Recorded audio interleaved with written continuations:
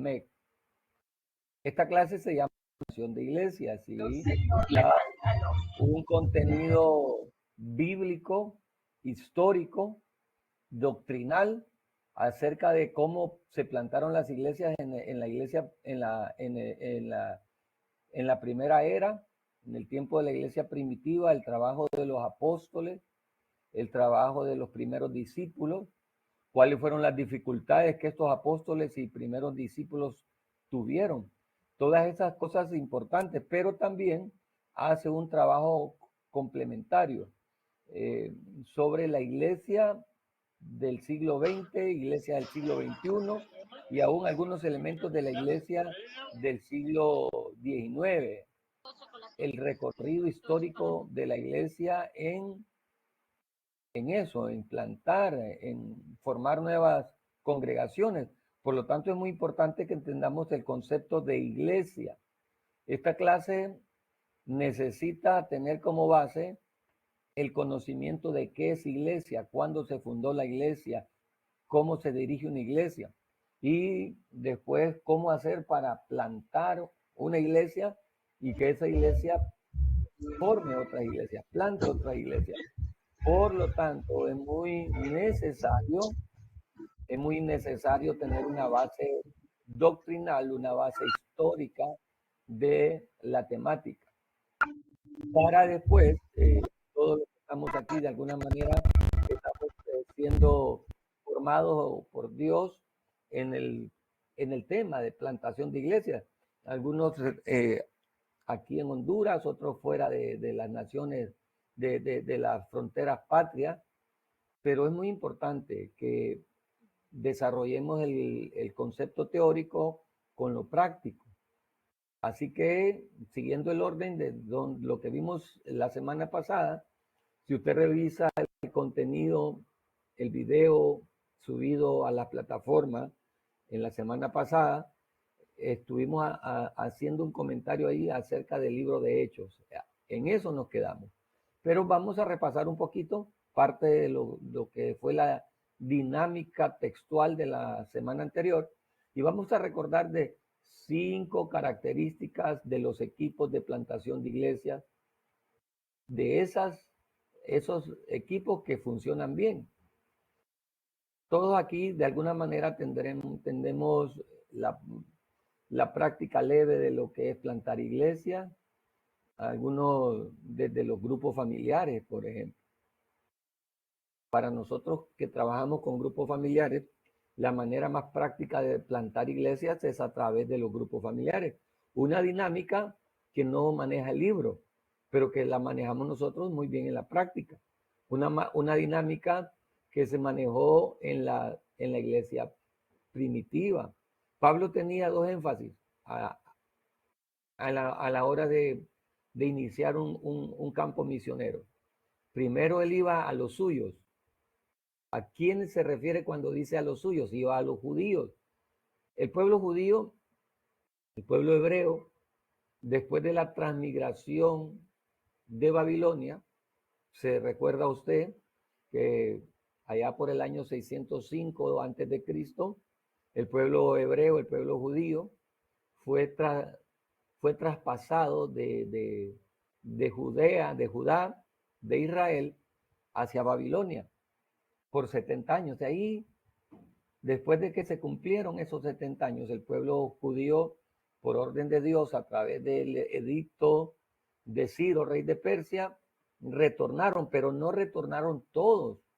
La mayor cantidad de judíos se quedaron en la transmigración, se quedaron viviendo en Babilonia, después se hicieron ciudadanos de Media y Persia, y ahí se extendió. El pueblo judío es muy bendecido en ese aspecto, que sus familias se multiplican, y así se multiplicó el pueblo judío por toda Asia Menor, por todo lo que era el imperio primero babilónico, después Meda y Persa. Usted puede leer en el libro de Daniel esos reinos que se iban a levantar, después en todo Grecia, después en todo Roma. O sea que en el tiempo de la iglesia primitiva, el pueblo judío se había extendido en todo lugar, en todas condiciones, y siempre se mantuvieron firmes a su cultura, firmes a su fe.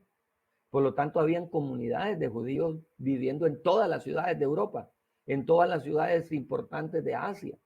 Cuando Pablo, en sus viajes misioneros, iba a predicar, la dinámica de Pablo era primero, como él era judío, fue a todas las sinagogas judías. Ahí les predicaba. Y les predicaba el Antiguo Testamento. Les predicaba la Torá, les predicaba el Tanakh, las historias de cómo el Mesías iba a venir. Ese era el anzuelo de Pablo. Después de que les predicaba del Mesías, él les decía, ya vino a Jerusalén y comentaba la historia de los evangelios. Ahora es al revés. Mire, voy a hacer un paréntesis aquí. Ahora es al revés. Los cristianos judaizantes nos predican a Jesús y nos dicen, vuelvan a la ley, vuelvan a la Torá. Eso lo voy a utilizar en el programa del lunes, mire, del miércoles, si el apóstol nos da todavía la oportunidad. El método de Pablo era este: iba a la sinagoga judía, les predicaba del Mesías que iba a venir y les decía, ya vino, este es, y tiene un nuevo pacto. Y cuando esos judíos, unos aceptaban al Mesías, otros lo rechazaban. Entonces, con lo que aceptaban, él comenzaba el proceso de iglesia. Con los que lo rechazaban eran los que se convertían en los enemigos. Entonces, a partir de predicar el evangelio en las sinagogas, él después se iba a las casas. Iniciaba predicando en las sinagogas, después se iba a las casas para desarrollar. O sea, él, la puerta de ingreso a predicar el evangelio en las ciudades iba a las sinagogas. Después recibía el rechazo de los que no aceptaban al Mesías del que él predicaba y se iba a las casas a predicar donde aquellos que sí aceptaban. Y ahí comenzaba su trabajo en las comunidades. Vemos el caso del carcelero de Filipos, ¿verdad? Él predicó en el que estaba preso en Filipos porque había ido a predicar a una sinagoga, ahí lo rechazaron y fue a una casa. Ahora es al revés, ¿verdad?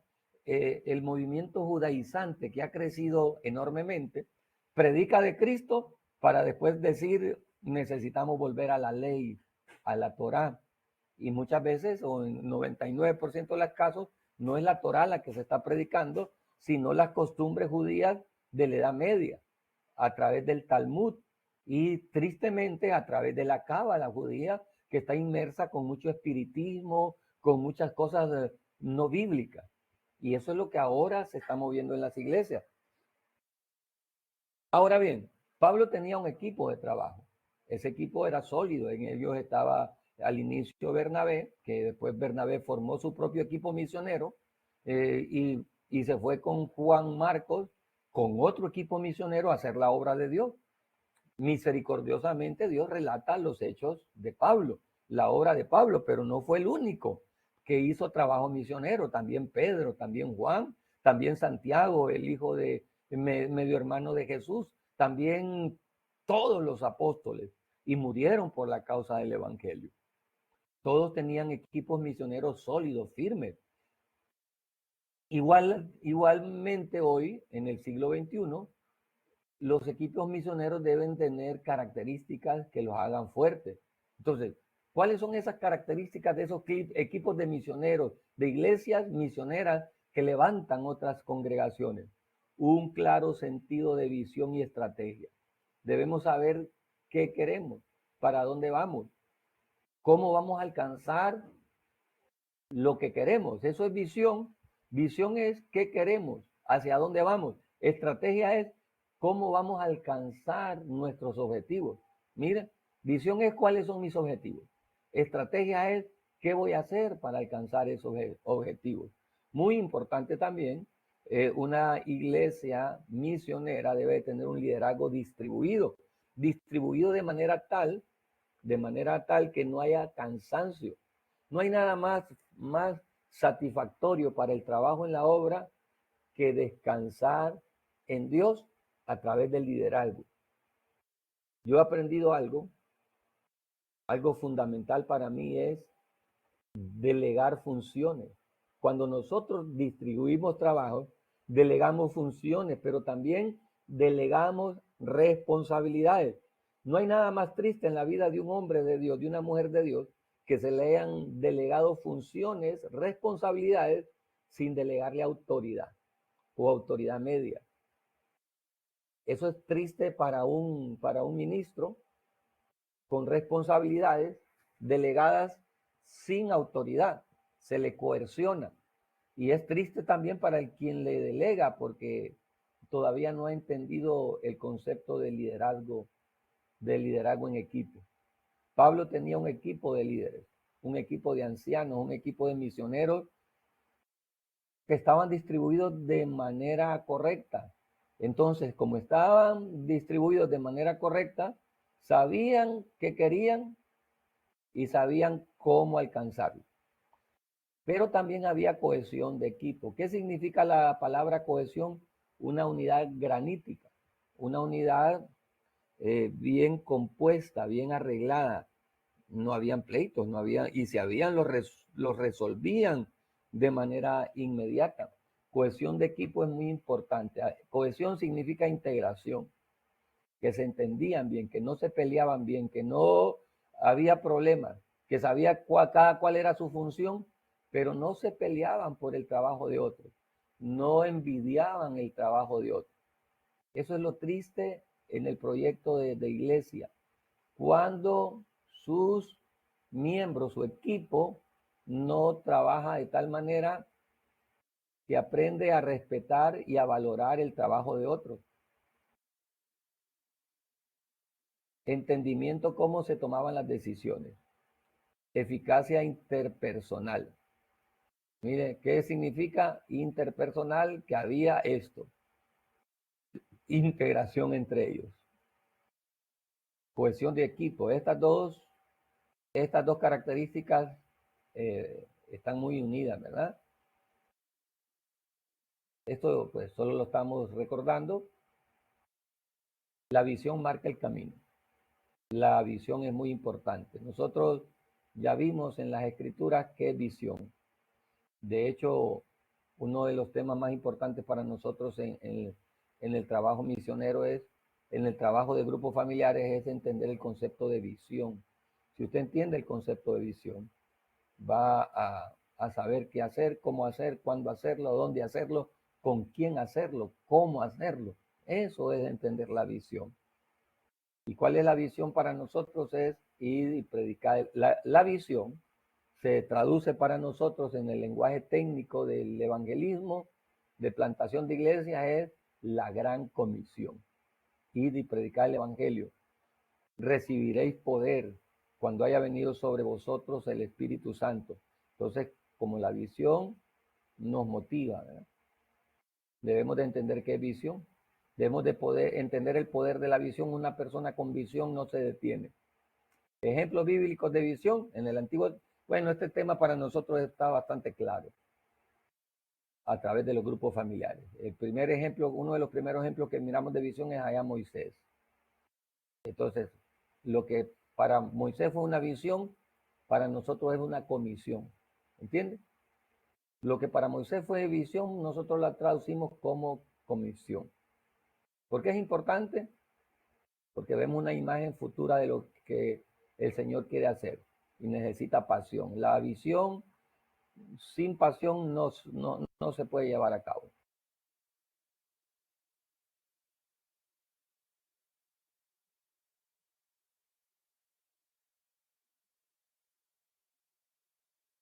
Perdón, hermano, tuve ahí un desliz aquí en el internet, pero ya estamos. La visión sin pasión. Dos cosas que deben de fortalecer la visión es la pasión y la compasión. Eso ya lo entendemos nosotros de lleno, ¿verdad? La visión debe de ir de pasión. ¿Qué es pasión? El deseo ferviente de hacer algo, en este caso para Dios. Pero la pasión sin compasión, óigame bien, la pasión sin compasión no es correcta, no es completa. Porque la pasión sin compasión nos va a llevar a provocar que las metas sean para alentarnos a nosotros mismos. La pasión hace que nosotros nos mantengamos haciendo el trabajo correcto. La compasión nos hace que lo hagamos de la manera dirigido a las personas correctas, con la dirección correcta. Que hagamos el trabajo con entusiasmo. Eso es la pasión. Pero la compasión es con la motivación correcta. La pasión sin compasión no nos da motivación correcta. Porque entonces la pasión sin compasión nos va a querer hacer las cosas para que nosotros seamos vistos. Pero la compasión nos va a decir siempre el motivo de lo que estoy haciendo es la salvación de los perdidos, la salvación de las almas. Hubieron visiones que cambiaron el mundo, ¿verdad? Cuando Dios le dijo a Pablo, a Ananías, acerca de Pablo, ve, porque instrumento escogido me es este. Ve, porque instrumento escogido me es este. Ojalá nosotros también tengamos esa línea, ¿verdad? Convertirnos en instrumentos escogidos. Un instrumento escogido une la visión con la pasión. Y la visión es un asunto del corazón. Bueno, pero eso es muy importante que lo recordemos, pero que ya lo hemos visto más de una ocasión. Estuvimos leyendo Hechos capítulo 2, ¿verdad? La semana pasada. De hecho, ahí nos quedamos un buen rato. Entonces, en Hechos capítulo 2, del verso 42 al 47, de manera importante, es bien visto reconocer el capítulo 2. El capítulo 2, usted lo va a ver seccionado por lo menos en 3 partes. El libro de Hechos se secciona por lo menos en 3 partes, el capítulo 2. Primero, la manifestación del Espíritu Santo. Si mal no recuerdo, del capítulo 2, del verso 1 al verso 13, si mal no recuerdo, vemos la manifestación del Espíritu Santo y cómo conmociona esas manifestaciones. Del capítulo 14, si mal no recuerdo, del verso 14, perdón, capítulo 2, del verso 14 al verso 41, vemos el mensaje arrollador de Pedro y cómo a través de ese mensaje hay convertidos. Del capítulo, el verso 42 al verso 47, las evidencias de lo que se estaba produciendo con esa iglesia emergente, con esa iglesia naciente. Entonces, ¿cuáles eran esas evidencias? Recordemos, son 3 cosas que deben haber en una iglesia y en este caso en una iglesia naciente. El poder del Espíritu Santo, el derramamiento, así comienza una iglesia, con el derramamiento del Espíritu Santo. En el libro de Hechos, ¿verdad? Y las evidencias de ese avivamiento. Hay poderes, hay poder, hay señales, hay milagros, hay prodigios, pero la expectación de la gente no siempre va a iniciar, ¿verdad? Y de hecho, ahora es tan difícil que una iglesia emergente inicie así. Una iglesia en su primera reunión formal, manifestación del Espíritu Santo. Y muchos vecinos llegaron ahí a ver qué pasaba. Y muchos de esos vecinos se quedaron. De 120 que habían, se convirtió la reunión en 3,000, más los 120, ¿verdad? Y algunos dicen que esos 3,000 solamente eran hombres, más las mujeres y los niños. Entonces, ¿qué miramos en Hechos capítulo 2, verso 42 al 47? La enseñanza de los apóstoles. Había doctrina. Es muy, muy necesaria la doctrina. Si bien es cierto, hubieron experiencias, a nosotros los pentecostales se nos acusa de que vivimos de la experiencia. Y la experiencia, aunque son buenas, no deben sustituir a la doctrina. Escuche bien lo que le digo.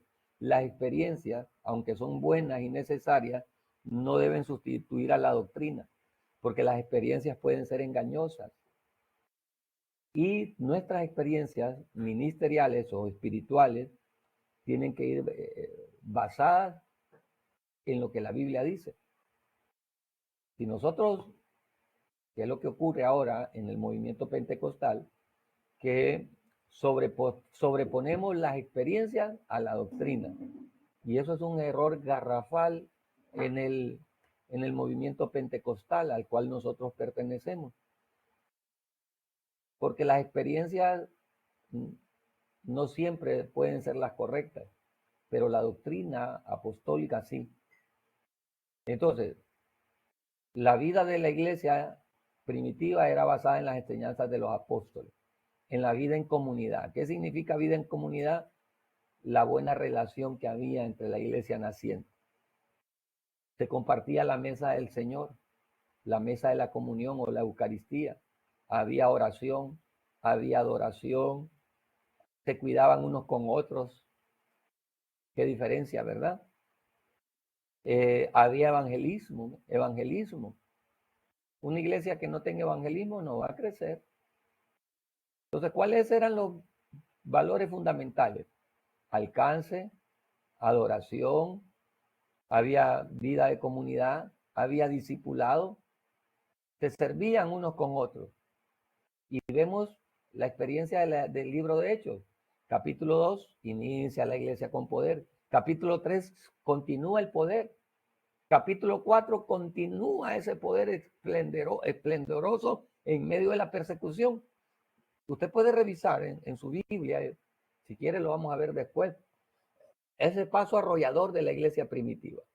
El Pentecostés, 3,000 convertidos. El capítulo 3, el cojo que es sanado, 5,000 convertidos, ya van 8,000. El capítulo 4, si mal no recuerdo, ya lo vamos a revisar, la iglesia empieza la persecución, los primeros conatos de persecución. ¿Cómo así? Los primeros conatos de persecución. Y ya llaman a Pedro y a Juan y les dicen por qué están predicando. ¿Por qué están predicando? El capítulo 5, cómo Dios establece la autoridad de los apóstoles. Con aquel caso de Ananías y Zafira, ¿verdad? No confundir a ese Ananías con el otro Ananías que Dios utiliza para evangelizar a Pablo, para cimentar a Pablo. No evangelizar, sino cimentarlo. Entonces vemos todo ese movimiento glorioso, pero en el capítulo 6 ya hay un problema.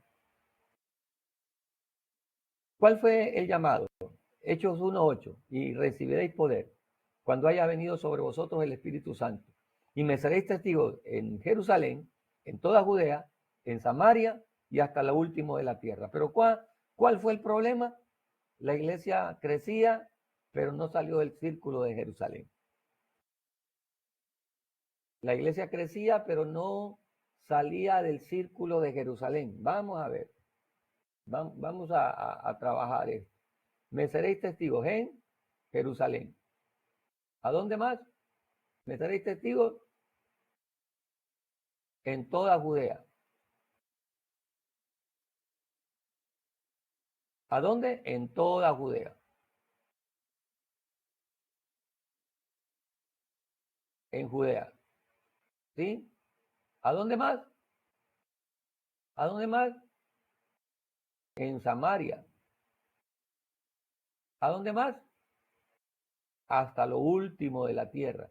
En Suiza, en Francia. En Suiza, en Francia, amén. Ahora, ¿dónde se quedó la iglesia predicando? En Jerusalén. ¿A dónde se quedó predicando? En Jerusalén. Crecieron, sí, pero no salieron de Jerusalén. Y no dejaron de predicarle solamente a los judíos. No se convertían más nadie. Recibiréis poder cuando haya venido sobre vosotros el Espíritu Santo. ¿Y a dónde me seréis testigos? En Jerusalén. ¿A dónde más? ¿A dónde más? En Jerusalén. Recuerde que Jerusalén le pertenecía ¿a quién le pertenecía a Jerusalén? ¿A quién le pertenecía a Jerusalén? A una comunidad llamada Judea. Jerusalén le pertenecía a Judea. ¿Sí? ¿Recuerda bien? Jerusalén le pertenecía a Judea. Samaria era una comunidad, una región que estaba fronteriza a Judea. Judea era la región importante. Samaria era otra región. Y si usted se recuerda, había otra región que se llamaba Galilea y otras más, ¿verdad? No, no vamos a usar eso. Otra región que se llamaba Galilea. Galilea. Bueno, Jesús les dijo que seréis testigos, o sea, predicarán de mi verdad en Jerusalén, en la ciudad, pero no solamente en Jerusalén, sino en toda Judea, en todas las ciudades de Judea. Pero no solamente ahí, también vayan a Samaria y también vayan a todas las partes del mundo, lo último de la tierra. Lo último. ¿Y dónde se quedaron ellos? En Jerusalén. ¿Cuáles fueron las consecuencias? Capítulo 6. ¿Quién me lee Hechos capítulo 6? ¿Qué dice Hechos capítulo 6? ¿Qué dice Hechos capítulo 6? Vamos a ver. ¿Quién me ayuda a encontrar capítulo 6? ¿Cómo dice? ¿Qué dice Hechos capítulo 6? Vamos a ver quién me ayuda. Capítulo 6, ¿qué? Versículo, Verso 1. Dice, en aquellos días como creciera el número de los discípulos, hubo murmuración de los griegos contra los hebreos, de que las viudas de aquellos eran desatendidas en la distribución diaria. Hasta ahí. Digo, ¿Qué hubo? No, hasta ahí. ¿Qué hubo? hubo murmuración como hoy. murmuración. ¿Por qué hubo murmuración? ¿Por qué cree que hubo murmuración? Porque estaban acoplados ya a su lugar. O sea, no siguieron el orden que Dios les había dado. Se habían quedado estancados en Jerusalén. Como hoy. Entonces, como se quedaron estancados, la iglesia que se estanca empieza a ver esto. Miren, en aquellos días, como creciera el número de... Sí creció, pero no se habían movido de Jerusalén. No se habían movido de Jerusalén, seguían ahí. Por lo tanto, pasaba lo del nido, ¿verdad? El nido de águila. Demasiados aguiluchos ahí metidos y había problemas. En aquellos días, como creciera el número de los discípulos, pero no se habían movido, seguían en Jerusalén. Hubo murmuración de los griegos. ¿Quiénes eran los griegos? Los judíos que habían vivido en Grecia y que habían regresado. Eran judíos, no eran griegos de cultura, eran judíos radicados en Grecia que habían regresado y se habían quedado viviendo ahí por causa de la... Estos judíos griegos lo que tenían que hacer era irse para su ciudad, irse para sus países e ir a predicar allá, pero se quedaron ahí. Se quedaron ahí. Entonces, ¿qué pasó? Comenzaron los zipizapes, los problemas, las envidias, estos sintiéndose inferiores y estos sintiéndose superiores. Ya había problema de clases. ¿Por qué? Precisamente por esto, porque se quedaron en Jerusalén. Qué triste, ¿verdad? Quedarse en Jerusalén y detener el trabajo ministerial, el trabajo misionero. Entonces, cuando la iglesia no tiene un plan, una proyección evangelística misionera, empieza a ver eso. Problemas unos con otros, problemas entre jóvenes, problemas, la hermana quitándole el privilegio al hermano, la hermana contra el hermano, problemas sexuales, problemas de todo lo que se pueda dar de incomodidad, porque se perdió la visión, porque se dejó de trabajar. ¿Y a qué lo mandó Dios? A predicar en Jerusalén, pero la predicación era simultánea. No tenían que convertir a toda Jerusalén para ir a predicar a Samaria. No. ¿Qué tenían que hacer? Juntamente predicando en Jerusalén, tenían que ir a Samaria, a Galilea, a lo último de la tierra. A todos los lugares tenían que ir. Pero ellos se quedaron en Jerusalén. Y entonces, ¿qué provocó? Empezaron los problemas, los zipizapes, las murmuraciones. Continuamos. el material, ya, esto ya, desde aquí ya estamos viendo ya otro material, ¿verdad? Desde aquí, esto era lo que estábamos trabajando. Después vimos esto, ahora vimos esto. ¿Cómo vio Jesús?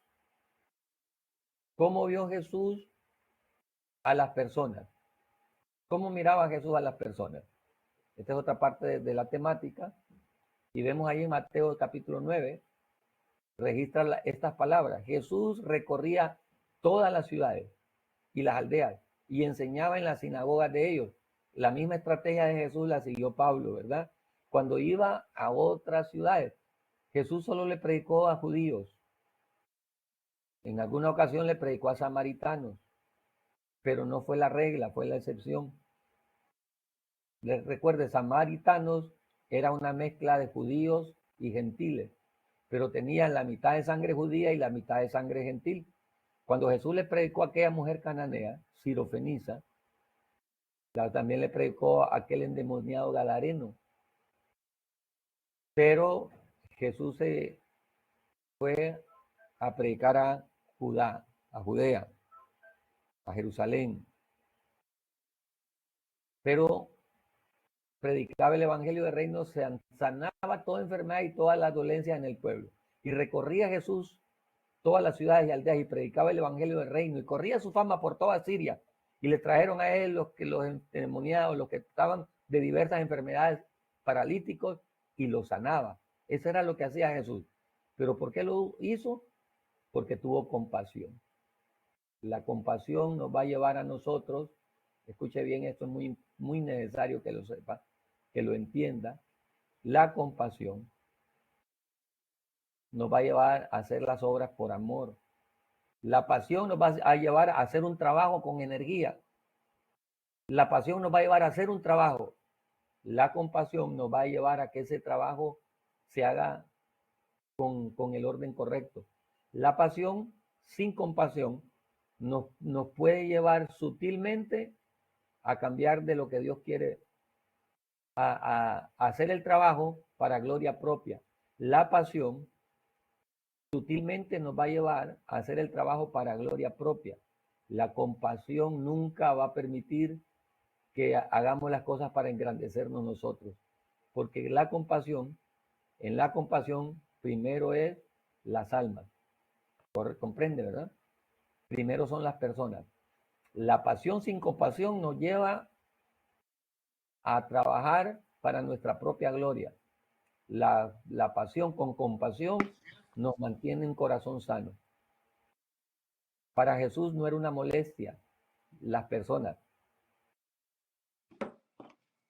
No era una molestia. Él invertía tiempo, invirtamos tiempo en las personas. Hay dos cosas muy importantes.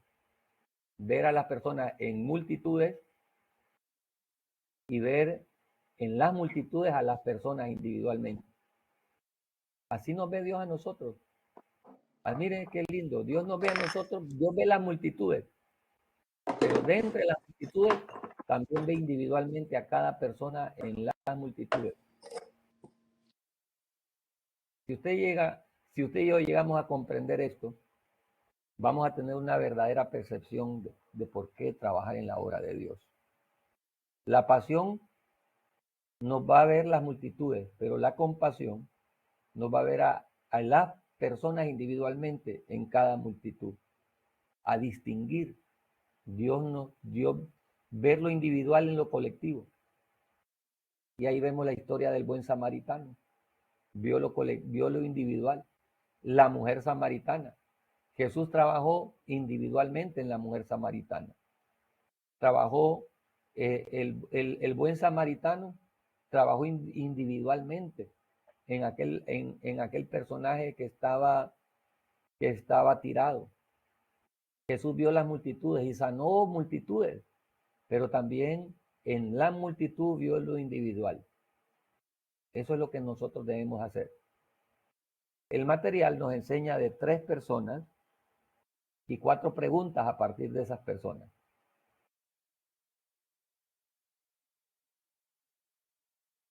¿Qué personas?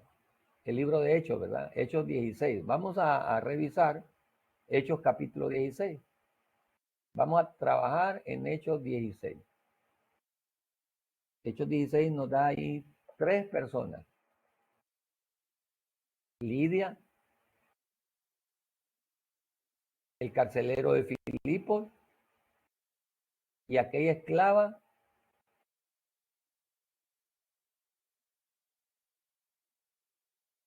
que era pitonisa.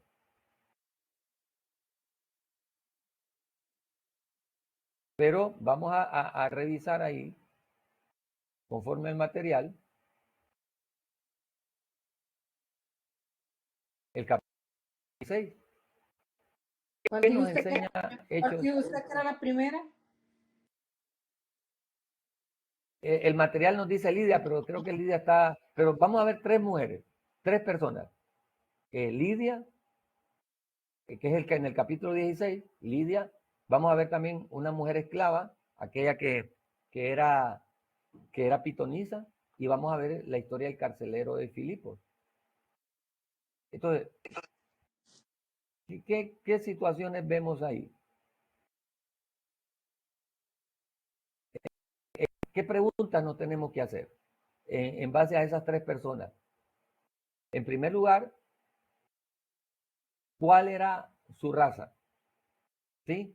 Preguntar en el trabajo misionero, hay que, decimos raza, ¿verdad? Pero en vez de raza vamos a utilizar la palabra etnia. Es la palabra culturalmente más correcta. ¿Cuál es la etnia? ¿De dónde eran estas personas? ¿Cuáles eran sus costumbres? En segundo lugar, ¿cuál era su situación económica? Nosotros debemos de revisar esos elementos cuando estemos trabajando con personas en formación de iglesia. ¿Cuál es su etnia? ¿De dónde vienen? ¿Cuál es su situación económica? Eso es muy importante, mire, la situación económica. Tercer lugar, ¿dónde estaban en cuanto a su caminar y su relación con Dios? Esto es de suma importancia. Cuando nosotros vamos a trabajar con una persona, ¿cuál es su nivel de crecimiento? Vamos a ponerle aquí su nivel de discipulado, de crecimiento. ¿Cuánto sabe de Dios? Si es totalmente inconverso, ¿qué sabe de Dios?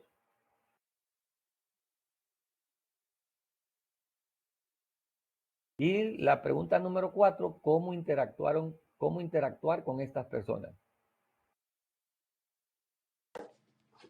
¿Cómo llegaron a esas personas? ¿Cómo llegaron con Lidia, con la mujer esclava y el carcelero? Esas preguntas son muy importantes cuando nosotros vamos a tener un primer encuentro en una comunidad. Es sumamente necesario. ¿Cuál es el enfoque cultural de esa comunidad? No lo digo por experiencia personal, ¿verdad? Pero en este caso el hermano Dilia, la hermana Claudia, dieran un aporte muy importante a este tema. Ustedes están en otra cultura y no sé, pero si se está dando esto, pero a veces queremos latinizar, culturizar a las personas que estamos evangelizando que se comporten como latinoamericanos, ¿verdad? Imagínense en nuestro modelo de ministración pentecostales en los Penieles. Qué hermoso, ¿verdad? Yo disfruto los Penieles. Ahora bien, pero debo entender una cosa. Yo lo disfruto bajo mi contexto latinoamericano. Pero ¿qué pasa con los hermanos de Europa, originarios de Europa? ¿Qué pasa con ellos? ¿Qué pasa con ellos si probablemente, o de Norteamérica, ¿verdad? De Canadá, si probablemente ellos en su cultura sean menos expresivos y nosotros queremos latinizarlo y sentir de que no se siente la presencia de Dios y queremos que pase una copia de lo que nosotros estamos haciendo acá en Latinoamérica, que sea una copia. No sé si ustedes, amadas hermanas, que tienen una bonita experiencia allá, nos quisieran comentar un poquito sobre eso. Si quieren, si no, no hay ningún problema, ¿verdad? No, a veces pasa, pastor, pero por ejemplo, en mi caso, yo trabajo con gente solo europea, de latino solo yo, aquí en Suiza, ¿verdad? ¿Y cómo se llama? Pero, o sea, ellos tienen sus propias culturas, pero, por ejemplo, en el caso de que nosotros armoniamos y todo eso, ellos se meten en el rollo también. Se meten, no es... Sí. No, ellos se meten. O sea, por ejemplo, miro ahorita para el Peniel, yo tengo varios Ajá, franceses que vienen al Peniel. O sea, gente me entiende que quieren experimentar lo que es un retiro, porque les aseguro, si soy sincera, no he hecho nunca un retiro, es el primero. Pero tengo muchos franceses que vienen. Entonces, no sé, yo le digo a mi esposo, aunque sí hay que traducir y todo, pero, o sea, hay que meterlos en, o sea, en la atmósfera, porque son gente, ¿me entiendes? Son hombres serios, ¿verdad? Y pues yo más o menos les explico de qué se trata y todo, y sí, estoy de acuerdo, sí, ok, yo quiero ir, quiero experimentar, ¿se imagina? Entonces, qué lindo. sí, lo bonito sería, obviamente, ¿verdad? Que, o sea, que se permitiera la traducción, pero en este caso, por ejemplo, hablo con la pastora María Elena y me dice que no. O sea, entonces le digo, no es lo mismo un evento donde ellos comprendan de qué se trata, los temas y todo. O sea, ¿verdad que es obvio? Entonces, Sí, pero, entonces yo le digo, o sea, yo les dije a ellos, va a haber traducción, o sea, mi esposo pues le va a traducir, pero la pastora me dice, no, no se puede traducir porque es algo que va, o sea, que no tiene pausa, o sea, pero yo digo, o sea, haciendo un esfuerzo, si realmente queremos ganar, traer un avivamiento francés, no vamos a las escuelas, o sea, ¿me entiende? A aprender a los gimnasios, ¿para qué? Para hermano, allí ¿cuáles son, nosotros. repítame de nuevo, cuáles son las estrategias por el aspecto de la raza, de la cultura? ¿Cuáles son las estrategias que se usa allá en Suiza? La mejor estrategia aquí realmente es hacer amistad, ¿entiende? O sea, hacer amistad y después, o sea, poquito a poquito, le aseguro de que el Señor respalda. Nos metemos a gimnasios, ¿para qué? Para hacer también amistades, o sea, compañía de gimnasio, pero después, pues nosotros venimos y les aplicamos, ¿me entiende? El Evangelio. ¿Y cómo? Y cursos de francés. No, nosotros hemos hecho, ¿qué le digo? Locuras de esas. ¿Por qué? Y nos ha funcionado. Qué Entonces, hasta maravilloso. hoy le aseguro que el Señor ha sido fiel, porque hasta aquí, pues, ¿qué le digo?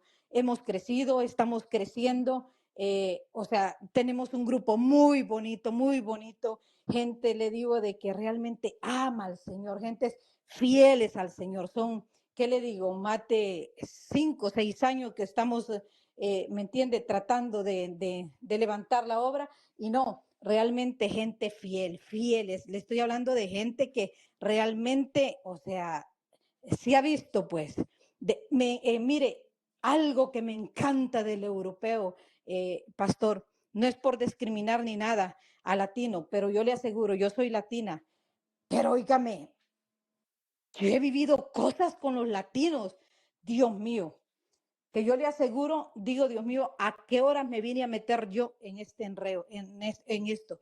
Gente chismosa, gente problemática, divisionista, gente que le aseguro de que si yo tuviera poder los mandaría allá con el Señor, pero como no puedo, ¿verdad? Entonces, no, pero en serio, pastor, o sea, le hablo Sí. seriamente, o sea, digo, no, yo, o sea, estoy bien aquí y es que me entiende, Dios me plantó aquí, digo, y yo tengo que estar aquí.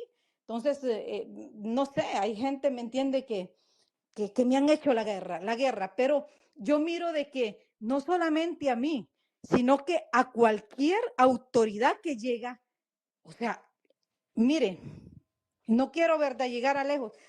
Usted tiene su pastor Luis Mercado, él a mí Así es. me estaba ayudando, pero de repente la gente empezó